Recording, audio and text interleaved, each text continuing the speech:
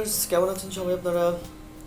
শুভ ফ্যান্টামি চ্যানেলের পক্ষ থেকে আপনাদেরকে জানাচ্ছি অনেক বেশি ভালোবাসা এবং অনেক অনেক অনেক বেশি অভিনন্দন। আজকে নিশ্চয়ই আমার হেডিংটা দেখে বুঝে গেছেন যে আমি মাইক্রোসফট এক্সেলের ডাটা এন্ট্রি বিষয়টা নিয়ে আজকে কথা বলবো। দেখুন, ডাটা এন্ট্রিটা আসলে আমাদের অনেকের কাছে এক্সেলের সবচেয়ে গুরুত্বপূর্ণ একটা কাজ, কারণ আমরা যারা এক্সেলের বেসিক লেভেলটা একটু জেনে থাকি বা ধরেন আমরা ইন্টারমিডিয়েট লেভেলটা যখন যারা জেনে যাই বা যারা শিখে ফেলি, তখন কিন্তু আমাদের ডাটা এন্ট্রির কাজগুলো আমাদের চোখের সামনে ভেসে ওঠে। তো ডাটা এন্ট্রির কাজ যখন আমরা করবো, এক্স্যাক্টলি আসলে ডাটা এন্ট্রি করতে গেলে তো বেসিক যে সিস্টেমটা আপনাকে তো শিখতেই হবে, এক্সেলের প্রাথমিক ধারণাটা তো আপনাকে নিতেই হবে। তার সাথে এক্সেলের আসলে ছোটো ছোটো কিছু ট্রিক্স না জানলে, ছোটো ছোটো কিছু টিপস সম্পর্কে যদি আপনার আইডিয়া না থাকে, তাহলে আপনার ডাটা এন্ট্রির কাজগুলো অনেক সময় হয় কি একটু কষ্টসাধ্য হয়ে যায়। তো সেই কষ্টসাধ্য কাজগুলো একটা হচ্ছে যে অনেকগুলো ডাটাকে আসলে বাই ডিফল্ট না করে অনেকগুলো ডাটাকে কীভাবে একটার পর একটা ইনপুট করবেন, সেটা নিয়ে আমি আজকে কথা বলবো। দেখুন, ডাটা যখন আপনি ইনপুট দিবেন, তখন আপনার দেখা যায় অনেক সময় মাউস একবার ডানে বায়ে ঘোরাতে হয়, বা আপনার দেখা যাচ্ছে কিবোর্ড থেকে আপনার right arrow down arrow press করতে হয়, আলাদা আলাদা সিলেক্ট করে করে করে করে আপনাকে ডাটাগুলো এন্ট্রি দিতে হয়। কিন্তু এমন কিছু ফর্মুলা আছে, যে ফর্মুলা যদি আপনি জানেন বা যে ট্রিক্সটা যদি আপনি জানেন, আপনার জন্য কিন্তু ডাটা এন্ট্রির কাজের যে ক্ষেত্রটা, সেটা কিন্তু অনেকটা ক্লিয়ার হয়ে যাবে। হ্যাঁ বন্ধুরা, আমি আজকে ডাটা এন্ট্রি করার জন্য একটা ফরম্যাটের কথা বলবো, যে যে একটা আপনার মাইক্রোসফট এক্সেলের ফর্ম ট্যাবটা ইউজ করে কিভাবে আমরা একটা ফর্ম তৈরি করতে পারি। এই ফর্ম তৈরি করার ফলে আমাদের যেটা হবে, ডাটা এন্ট্রির কাজগুলো করতে আমাদের জন্য অনেক সুবিধা এবং অনেক ইজিয়ার হয়ে যাবে। তো চলুন ভিউয়ার্স, একটু জেনে নেই আসলে সেই জিনিসটা কি। ওকে ভিউয়ার্স, দেখুন, আপনাকে প্রথমে যেটা করতে হবে, যে বন্ধুরা আপনারা মাইক্রোসফট এক্সেলের আপনারা যে ভার্সনটা ইউজ করেন না কেন, 2003, 7, 10 হোয়াটএভার আপনারা যেটা ইউজ করেন না কেন, 16, মাইক্রোসফট এক্সেলের সবসময় আপনারা যাবেন যে কিছু ডেভেলপার মেনু থাকে। এই মেনুগুলো হচ্ছে সবসময় কাস্টমাইজ জীবনের মধ্যে থাকে, যেটা আপনারা এক্সেল অপশনের মধ্যে গিয়ে খুঁজে পাবেন। এখান থেকে আপনারা দেখবেন যে আসলে কাস্টমাইজ রিবন যে একটা অপশন আছে, সেখান থেকে এখানে ফর্ম নামে একটা অপশন আছে। দেখুন, ফর্মটা আমি অলরেডি সিলেক্ট করে নিয়ে এসেছি, যে ফর্মটা থাকার কথা ছিল এইখানটায়। এখানে যে কোনো একটা জায়গায় ফর্ম ছিল, আমি সেটাকে ধরে সিলেক্ট করে এখানে অ্যাড করে আমি ডান পাশের আমার কাস্টম বারে বা কাস্টম যে মানে কাস্টমাইজ যে রিবনটা আছে, সেই কাস্টমাইজ রিবনের মধ্যে আমি ইন করে দিয়েছি। এই ফর্মের মাধ্যমেই আমি মাইক্রোসফট এক্সেলের ডাটা এন্ট্রির কাজটা খুব স্মুথ ওয়েতে করে দেখাবো। তো চলুন ভিউয়ার্স, একটু ডিটেলসটা আমরা দেখে আসি আসলে কীভাবে আমরা করেছি। সেটা আপনারা দেখুন, আমি যেহেতু 2003-7 ভার্সন ইউজ করি, সো আমি নিচে থেকে আসলে মাইক্রোসফট এক্সেলের অপশনটা খুঁজে নিয়ে এসেছি। আর এখানে বাই ডিফল্ট কাস্টমাইজ রিবন দেওয়াই থাকবে, 2010 অথবা 12-16 দেওয়াই থাকবে। তো চলুন ভিউয়ার্স, যেহেতু আমাদের ফর্মটা সিলেক্ট করা আছে, আমরা আর দেরি না করে আমরা মূল এক্সেল ফাইলে চলে যাই। আচ্ছা, আমি এখানে একটা ডাটাবেস নিয়েছি, যে সিরিয়াল নেম, ফাদার্স নেম। ধরুন এটা একটা স্কুলের একটা ডাটা এন্ট্রির কাজ, অথবা একটা অফিসের তো হবেই না, এটা স্কুলই ধরে নিলাম, একটা স্কুলের ডাটা এন্ট্রির কাজ। যে name, father's name, mother's name, তার এইজ, অ্যাড্রেসেস, তারপর হচ্ছে আপনার সেল নাম্বার। এগুলো আসলে আপনাকে এন্ট্রি দিতে হবে কীভাবে, দেখুন, আপনি এখানে এক দিলেন, এখানে আপনি আস্তে আস্তে নাম দিলেন। সাপোজ নাম দিলাম শাহিন, ফাদার্স নেম দিলাম যে আব্দুল গফুর বা আব্দুল রহমান দিলাম। মাদার্স নেম দিলাম ধরেন রুকসানা বেগম দিলাম। সাপোজ আমি আসলে জাস্ট একটা নাম দেওয়ার দরকার দিয়ে দিচ্ছি। এইজ দিলাম, সাপোজ এই শাহিনের এইজ দিয়ে দিলাম আমি 13 বছর। ওর অ্যাড্রেস দিয়ে দিলাম ধরেন আমি ওল্ড টাউনের দিয়ে দিলাম, জাস্ট আপনাদের দেখানোর জন্য। এই যে দেখুন, একটা একটা করে টাইপ করতে হচ্ছে আমার।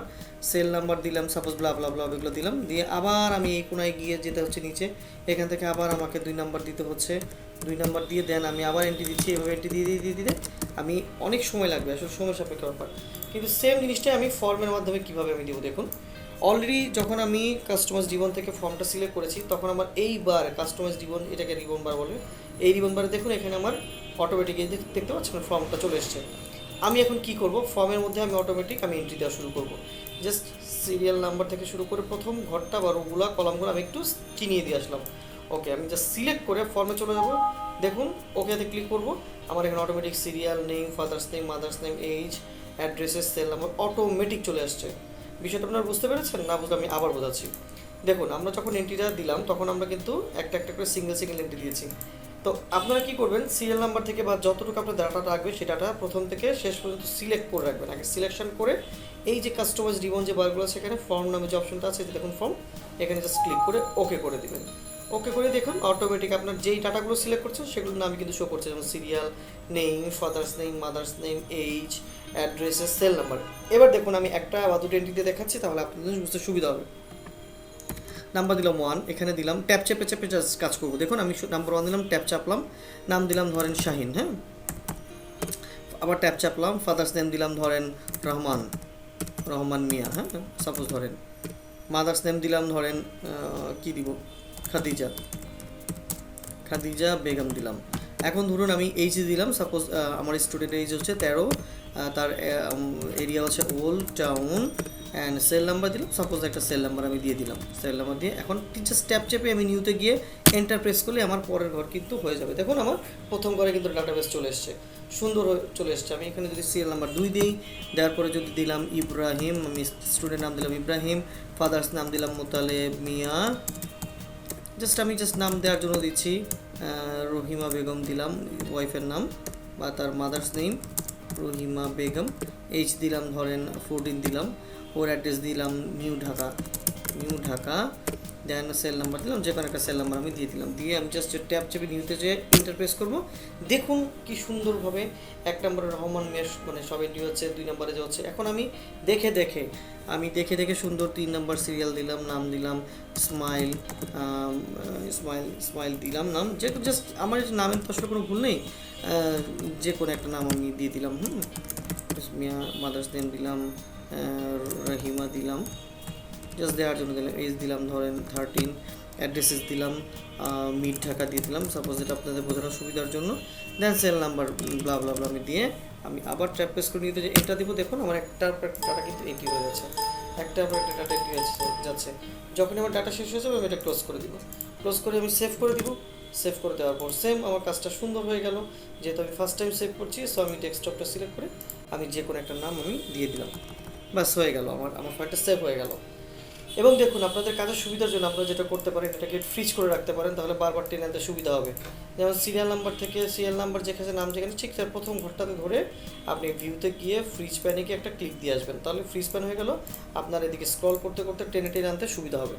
আপনি যখনই স্ক্রল করে টেনে আনবেন আপনার জন্য সুবিধা হবে। দেখুন আপনি স্ক্রল করবেন, সিরিয়াল নাম্বারটা কিন্তু স্টেট বাই রয়ে গেছে, আপনার এই ডাটাগুলো ভিতরে চলে গেল, তাই না? তাহলে আজকে আমরা কি শিখলাম? আজকে আমরা শিখলাম যে ডাটা এন্ট্রি ফর্মুলা করার ক্ষেত্রে সবচেয়ে গুরুত্বপূর্ণ যে বিষয়টা, যে একটা ফর্ম তৈরি করা। সেই যেই ফর্ম দিয়ে আপনি অনায়াসে এন্ট্রি দিয়ে যাবেন, সেই ফর্মটা যদি আপনি তৈরি করে শিখেছেন বা শিখে ফেলেন, আই হোপ আপনার ডাটা এন্ট্রির কাজ নিয়ে যারা ভাবছেন অথবা মাইক্রোসফট এক্সেলের ডাটা এন্ট্রি রিলেটেড কাজগুলো যারা করছেন, তাদের জন্য এই ফর্ম মেনটেন করাটা খুব সহজ এবং সহজ সুলভ হয়ে যাবে। তো ভিউয়ার্স, এটাই ছিল আজকে আমার টিউটোরিয়ালের একটা অংশ।